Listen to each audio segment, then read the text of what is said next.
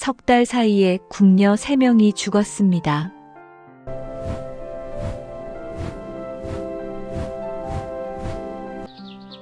허허, 저 녀석 왔구나. 어서 오렴 제비야. 반갑구나. 족자도 가져왔네.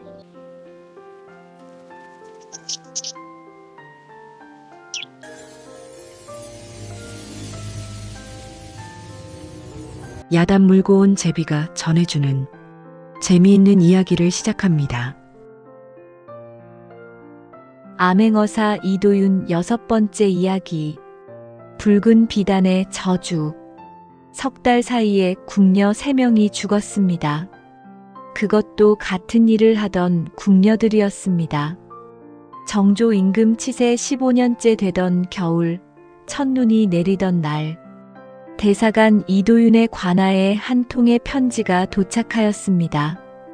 편지지에는 은은한 향이 배어 있었고 글씨는 가늘고 떨리는 여인의 필체였습니다. 대사관 나리께 올립니다. 소녀는 상의원에서 일하는 궁녀입니다. 이름은 밝힐 수 없으나 나리께 알려드려야 할 일이 있습니다. 상의원에서 지난 석 달 사이 궁녀 3명이 의문의 병으로 죽었습니다. 모두 붉은 비단을 다루던 궁녀들입니다. 저도 같은 일을 하고 있습니다. 저도 곧 죽을 것 같습니다. 도윤은 편지를 읽고 또 읽었습니다. 상의원은 임금과 왕실의 옷을 만드는 관청이었습니다. 그곳에서 궁녀들이 잇따라 죽고 있다면 이것은 보통 일이 아니었습니다. 특히 붉은 비단이라는 단어가 마음에 걸렸습니다. 도윤은 즉시 정조 임금께 은밀히 보고를 올렸습니다. 전하, 상의원의 궁녀들이 연이어 죽고 있다는 제보를 받았습니다. 정조 임금의 얼굴이 심각해졌습니다. 상의원이라. 그곳은 과인의 옷을 짓는 곳이 아니더냐. 궁녀들이 죽었다는 것은 처음 듣는 이야기로구나. 전하께 보고가 올라가지 않았다는 것 자체가 이상합니다. 그렇구나. 도윤아, 은밀히 알아보아라. 다만 이번 일은 대궐 안의 일이니 특별히 조심하여라. 도윤은 형조의 공문을 빌려 상의원을 방문하였습니다. 상의원은 대궐 안쪽에 자리한 넓은 건물로 수십 명의 궁녀와 침선비들이 바쁘게 일하고 있었습니다. 상의원을 관장하는 사람은 상의원 제조, 민태식이라는 종이품 관리였습니다. 민태식은 왕비의 외척 가문인 민씨 집안 출신으로 궁중에서 상당한 영향력을 가진 인물이었습니다. 형조에서 왜 상의원에 오셨어? 이곳은 대궐의 관청이니 형조의 관할이 아닐 텐데. 민태식은 처음부터 경계심을 숨기지 않았습니다. 궁녀의 사망건에 대해 형조에서 확인 요청이 있어 왔습니다.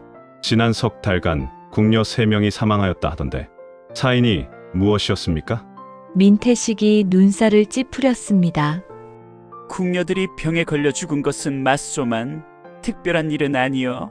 겨울이면 풍안에 걸려 죽는 궁녀가 있게 마련이지.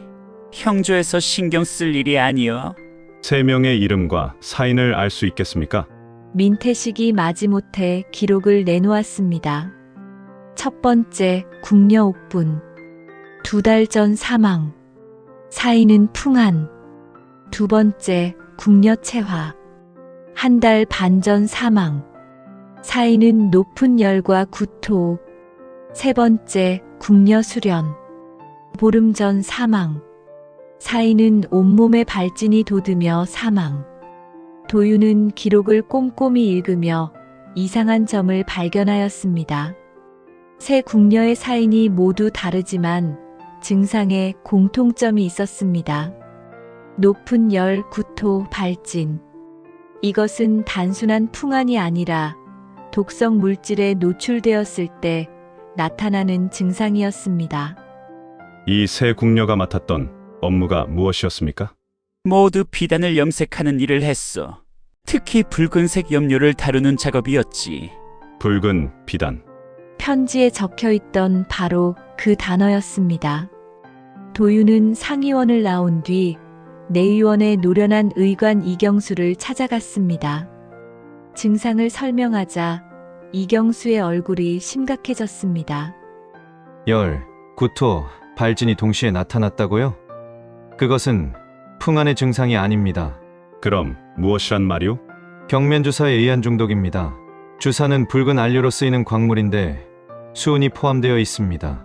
오래 접촉하면 서서히 몸에 독이 쌓여 저런 증상이 나타납니다. 주사가 비단 염색에 쓰인단 말이오? 보통은 쓰지 않습니다. 비단의 붉은색은 홍화나 소목으로 물들이는 것이 일반적입니다. 주사는 값이 비싸고 독성이 있어 염료로는 부적합합니다. 하지만 주사로 물들인 비단은 색이 매우 선명하고 오래 변하지 않는 장점이 있기는 합니다. 도윤의 머릿속에서 퍼즐이 맞춰지기 시작하였습니다. 상의원에서 값비싼 주사를 사용하여 비단을 염색하고 있었습니다. 그 과정에서 궁녀들이 수은 중독으로 죽어가고 있었던 것입니다. 그리고 이 사실은 임금께 보고되지 않았습니다. 왜 굳이 위험한 주사를 쓰는 것인가? 그리고 누가 주사를 납품하고 있는가? 도윤은 상의원의 물자 조달 기록을 추적하기 시작하였습니다. 정조 임금의 은밀한 허락을 받아 호조의 장부를 열람할 수 있었습니다. 호조의 기록에 따르면 상의원에 납품되는 염료의 종류와 양이 1년 전부터 크게 바뀌어 있었습니다. 이전에는 홍화와 소목이 주로 사용되었는데 1년 전부터 특수 안료라는 항목으로 경면주사가 대량 납품되고 있었습니다. 납품업자의 이름은 광덕상회, 한양 종로에 있는 약재상이었습니다. 도윤은 광덕상회를 찾아갔습니다. 작은 약재 가게 치고는 장사가 잘 되는 모양이었습니다. 번듯한 간판에 깨끗한 진열대, 하인까지 부리고 있었습니다. 가게 주인 황복일은 50대의 사내로 뚱뚱하고 기름진 얼굴에 교활한 눈을 가진 사람이었습니다. 주사를 찾으시오. 좋은 안료를 가지고 있소. 상의원에 납품하는 주사와 같은 것이오? 황복일의 눈이 미세하게 흔들렸습니다. 상의원이라. 허허, 어디서 그런 이야기를 들으셨는지 모르겠소만 우리는 여러 곳에 물건을 대고 있습니다. 도윤은 더 캐묻지 않았습니다. 황복일이 경계하는 것을 느꼈기 때문이었습니다. 대신 광덕상회의 뒷배를 파기 시작하였습니다. 이 작은 약재상이 대궐의 상의원에 납품할 수 있으려면 반드시 높은 곳에 후원이 있어야 했습니다. 사흘간의 탐문과 추적 끝에 놀라운 사실을 알아냈습니다. 광덕상회의 실제 주인은 황복일이 아니었습니다. 그 뒤에는 상의원 제조 민태식이 있었습니다.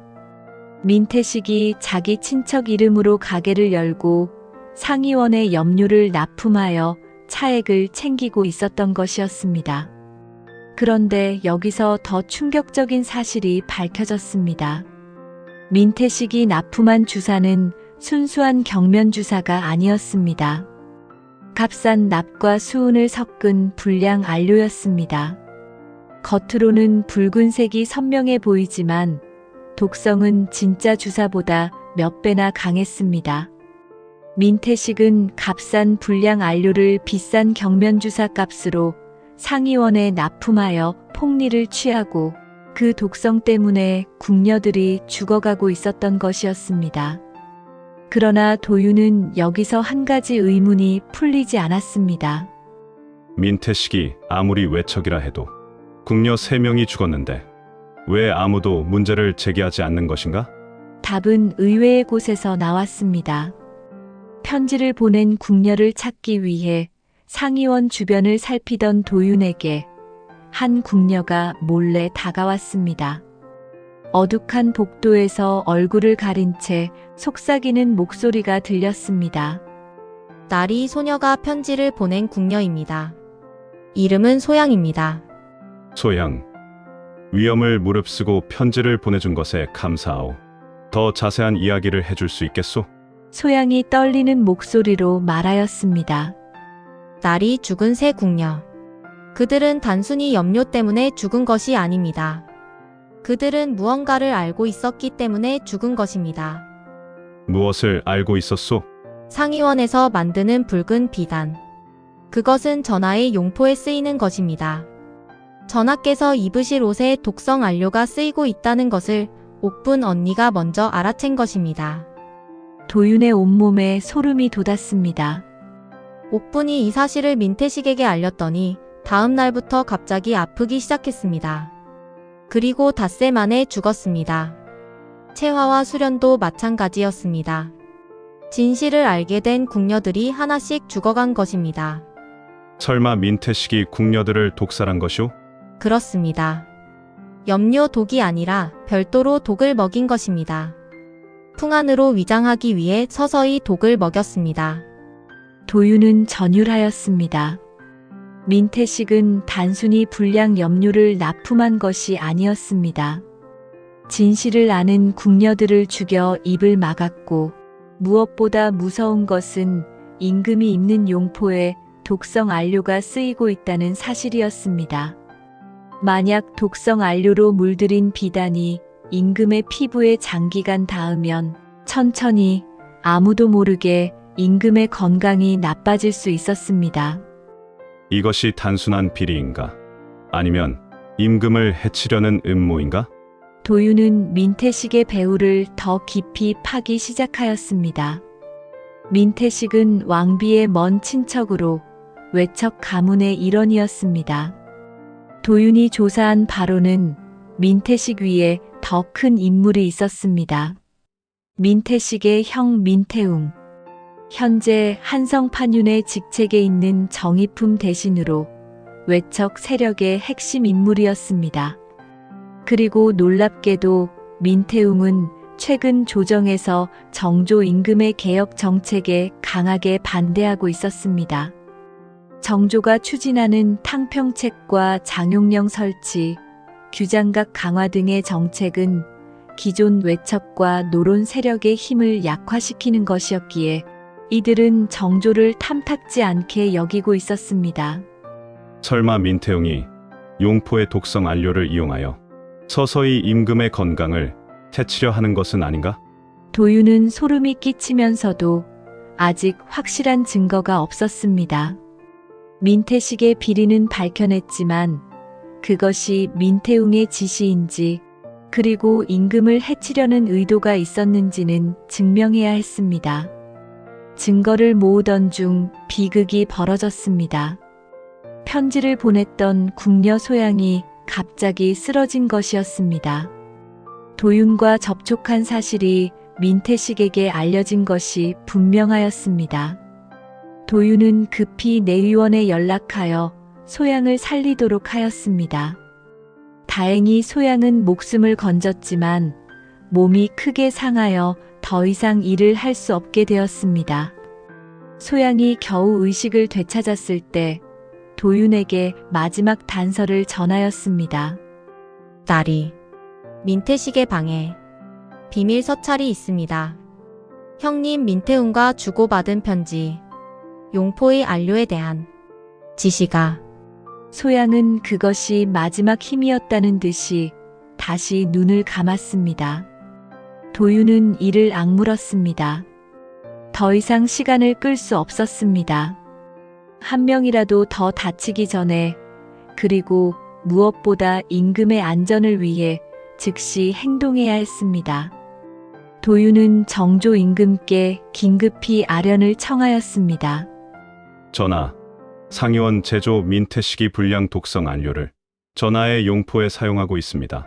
이 사실을 안 궁녀 3명을 독살하였으며 4번째 궁녀도 해치려 하였습니다. 정조 임금의 얼굴이 창백해졌습니다. 과인의 용포에 독이 묻어 있었단 말이냐? 아직 직접적인 위해가 있었는지는 확인 중이지만 독성 안료에 장기간 노출되면 건강에 해로울 수 있습니다. 그리고 이 일의 배후에 한성판윤 민태웅이 있을 가능성이 높습니다. 정조 임금은 잠시 눈을 감으셨습니다. 그리고 조용하지만 단호하게 말씀하셨습니다. 도윤아, 증거를 확보하여라. 과인이 금이영에 명하여 상의원을 봉쇄하겠다. 금이영 군사들이 상의원을 에워쌌습니다. 민태식은 도주하려 하였지만 대궐문이 굳게 닫혀 빠져나갈 수 없었습니다. 도윤은 금이영 군관들과 함께 민태식의 집무실을 수색하였습니다. 그리고 서가 뒤 숨겨진 벽장에서 서찰 묶음을 발견하였습니다.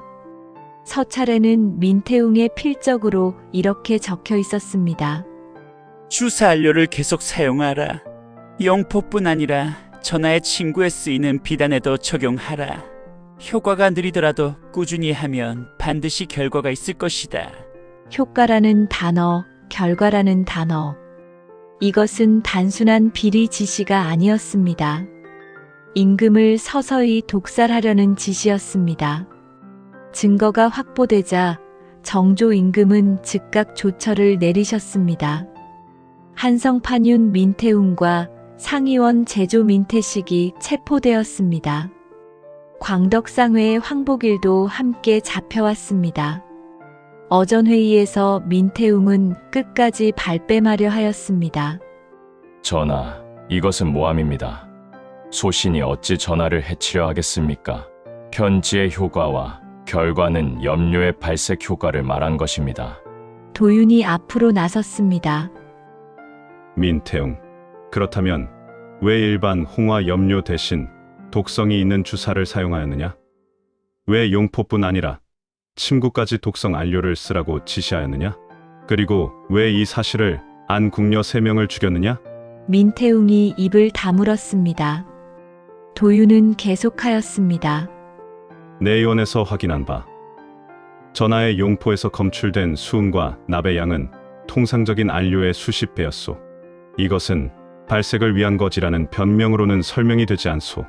그리고 민태식의 방에서 발견된 또 다른 문서에는 전하의 건강 상태를 정기적으로 확인하라는 지시가 적혀 있었소. 독이 효과를 발휘하고 있는지 감시하고 있었던 것이오. 좌중이 경악하였습니다. 정조 임금은 진노하셨습니다. 과인을 해치려 한 것이 사실이더냐? 민태웅, 내 이놈. 민태웅은 결국 자백할 수밖에 없었습니다. 정조의 개혁 정책으로 외척 세력의 힘이 줄어드는 것에 위기를 느낀 민태웅이 임금의 건강을 서서히 해쳐 정치 능력을 약화시키려 한 것이었습니다. 민태웅과 민태식은 대역죄로 차명에 처해졌습니다. 황복일은 유배, 관련자들은 모두 삭직되었습니다. 죽은 궁녀 옥분, 채화, 수련에게는 정조 임금이 친히 제문을 지어 넋을 위로하셨습니다. 이 세 궁녀는 진실을 알았기에 죽은 것이다. 이들의 용기를 과인이 잊지 않겠다. 목숨을 걸고 편지를 보낸 소양에게는 궁녀 최고 직위인 상궁의 칭호가 내려졌습니다.